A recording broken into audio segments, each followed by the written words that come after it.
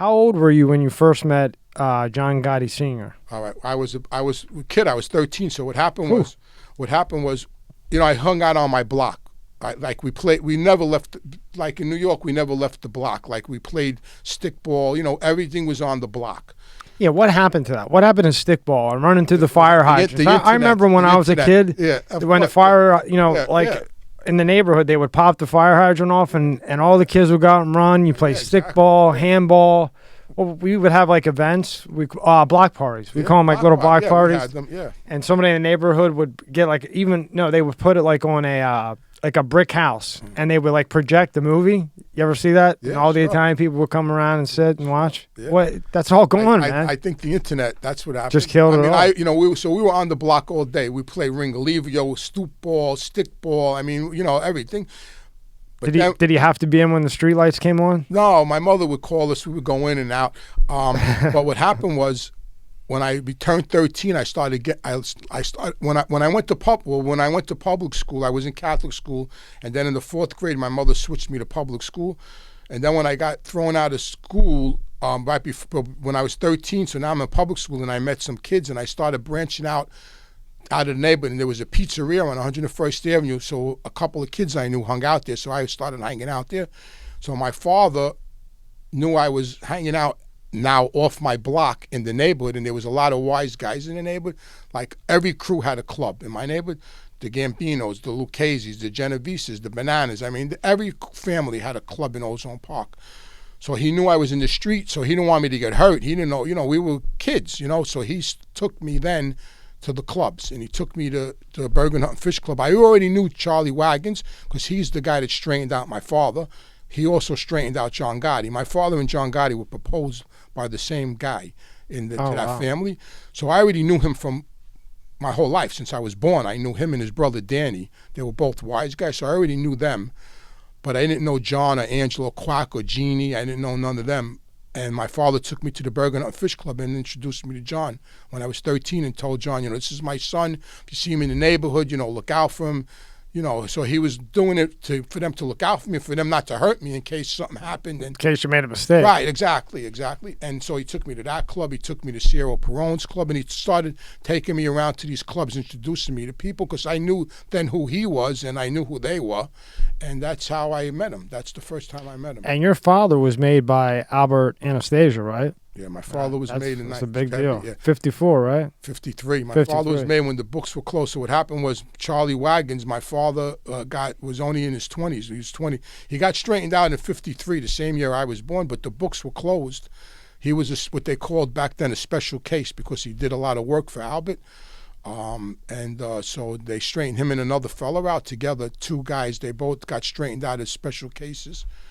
And it wasn't the Gambino family then, it was the Mangano family. Well, Albert was the boss, but it became the Gambino family after Albert Anastasia was assassinated. And then he got as high as a captain, but he was going to be underboss, right? He was going to be. Well, my father? Yeah. Well, what happened was when John was in prison, from what I heard from people that told me what happened was when John was in prison and Sammy started cooperating, John had made remarks to people, because my father, when John became the boss, my father was in prison.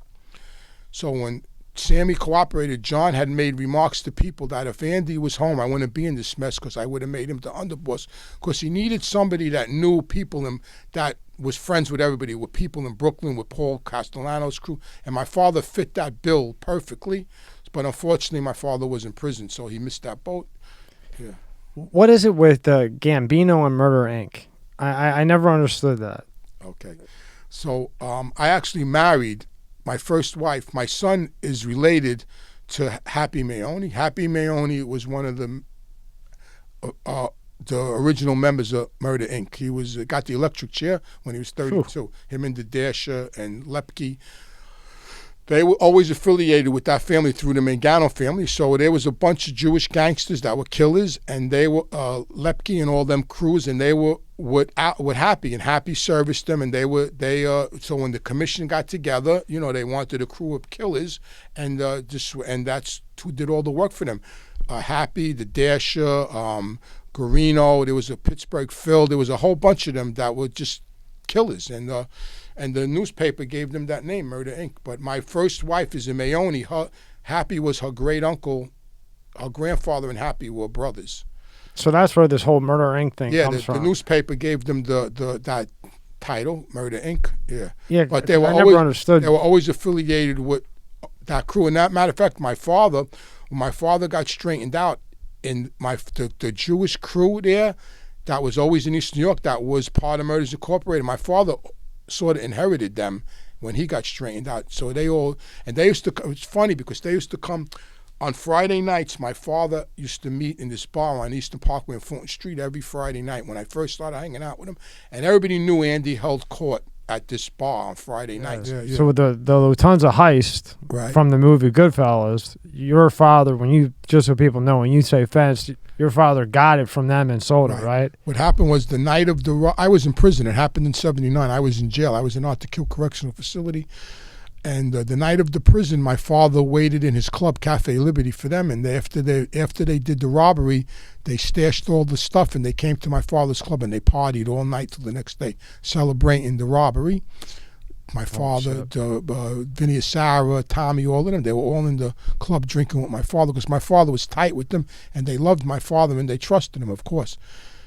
A couple of years later, after everybody started getting killed and all this shit was happening, my father had a gold and silver exchange with Tony Lee. They had one in Ozone Park and one in Harlem because gold went sky high.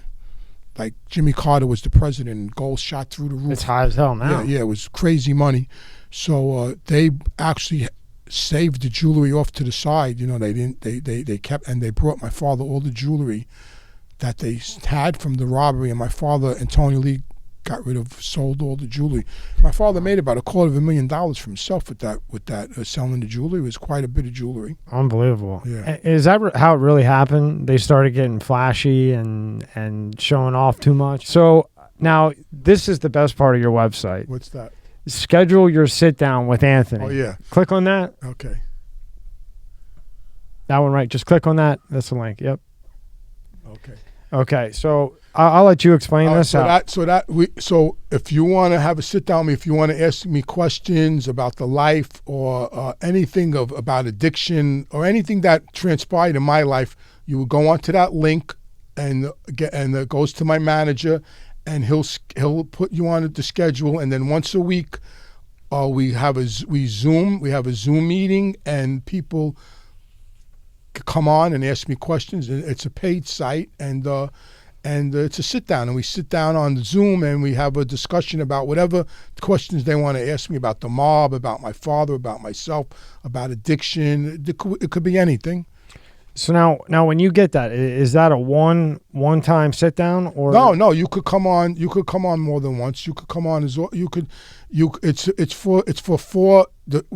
it's for a month. It's for four meetings. 4 sessions, right? 4 sessions, right?